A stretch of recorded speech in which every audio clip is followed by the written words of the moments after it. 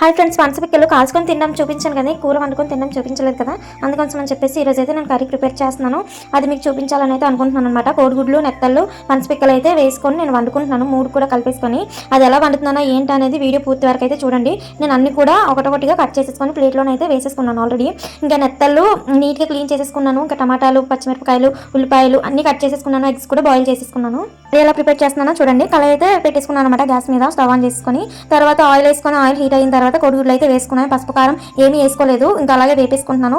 ఈ oil heat అయిన తర్వాత కోడిగుడ్డు వేస్తే ఏంటంటే మనకైతే ముఖానికి రాదు, అది చిరకదు కూడా. అలా వేపిన కోడిగుడ్లను అయితే ఒకటొకటిగా నేను బయటకి అయితే తీసేసుకున్నాను అనమాట. ఒక సైడ్కి తీసుకొని అందులోనే మనం నెత్తలు కూడా వేసేసుకోవాలి. నెత్తలు కూడా వేపుకున్న తర్వాత ఉల్లిపాయలు, పచ్చిమిర్చి వేసేసుకోవాలన్నమాట. మళ్ళీ వేసేసుకొని మొత్తం అంతా ఒకసారి కలిపేసుకోవాలి. కొంచెం మంది ఏంటంటే నెత్తలు వేపేసుకొని సైడ్కి తీసుకొని పెట్టేసుకుంటారు, తర్వాత ఉల్లిపాయలు వేపుకుంటారు. కానీ నేను అలా చేయను అనమాట. నెత్తలు ఉండగానే ఉల్లిపాయలు అయితే వేసేసుకుంటాను. అలా చేస్తానంటే ఉల్లిపాయలకి, పచ్చిమిరపకాయలు, నెత్తల్లో ఫ్లేవర్ అనేది పట్టుద్ది అనేసి నేనైతే అలా చేస్తాను. మా ఆయన కూడా లేచేసి బ్రష్ చేయడానికి అయితే రెడీ అవుతున్నారు. ఇంకా బ్రష్ చేసేసి ఇంకా స్నానం చేసేసి డ్యూటీకి అయితే వెళ్ళడానికి అయితే రెడీ అవుతున్నారు అనమాట. మనం అయితే ఫాస్ట్గా కర్రీ ప్రిపేర్ చేసేద్దాం. నేను అయితే రోట్లోని ఫ్రెష్గా దంచి పెట్టుకున్నాను. అల్లం, వెల్లుల్లి, జీలకర్ర వేసి పేస్ట్ అయితే దంచేసుకున్నాను అనమాట. ఫ్రెష్గా చేసుకున్నాను. అలా దంచి పెట్టుకున్న ముద్దనైతే నేను మళ్ళీ నెత్తళ్ళు, ఉల్లిపాయలు, పచ్చిమిరపకాయలు ఉన్నాయి కదా, దాంట్లో అయితే వేసేసుకుంటున్నాను. వేసేసుకొని మొత్తం ఒకసారి చిన్న పసుపు వేసుకొని అయితే మొత్తం కలిపేసుకోవాలి.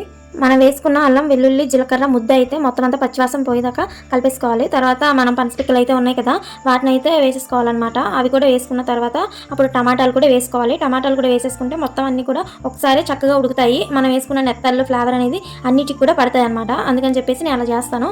మొత్తం కలిపేసుకోవాలి. కలిపేసుకొని ఒకసారి అయితే మూత పెట్టేసుకొని ఒక 2 నిమిషాలు అయితే సిమ్లో పెట్టేసుకొని మనం అయితే ఉడకనివ్వాలి.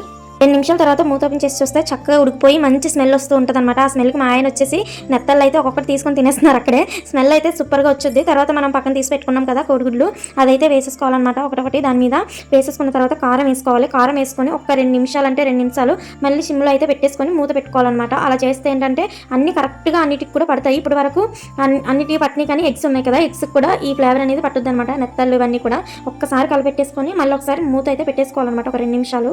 అలాగా 2 నిమిషాల తర్వాత చూస్తే చక్కగా ఉడికిపోయి ఉంటుంది అనమాట. కర్రీ చూస్తున్నారు కదా మీరే ఎంత చక్కగా ఉందో. అలా కూడా దించేసుకొని కొంచెం చారెట్టుకొని తినేయచ్చు. కాకపోతే ఇంకా నేను ఇప్పుడు కర్రీ అయితే ప్రిపేర్ చేస్తున్నాను కాబట్టి మనం మసాలా దంచుకున్నాం కదా రోటు, అందులోని కొన్ని వాటర్ వేసేసుకొని ఆ వాటర్ అయితే నేను ఇందులో వేసుకున్నాను.